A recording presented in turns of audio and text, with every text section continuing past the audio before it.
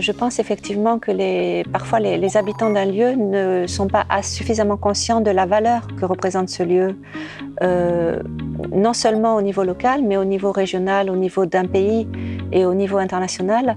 Et cette Huerta de Valence devient un mythe même au niveau international parce que tout le monde a envie de la connaître. Et je crois que c'est une grande responsabilité des élus et des autorités.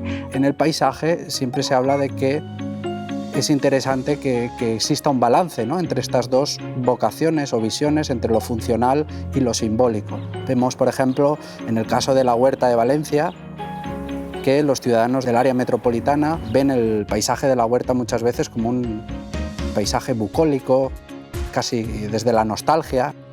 Y eso pues, muchas veces no se traduce en una vocación funcional de esa relación de la sociedad con su territorio, en el sentido de que valoren sus productos, el servicio funcional que supone la producción. Y lo más característico desde el punto de vista del paisaje pues serían estas costas nuestras de llanura aluvial, de deltas, de albuferas, de barreras o restingas, de grandes playas.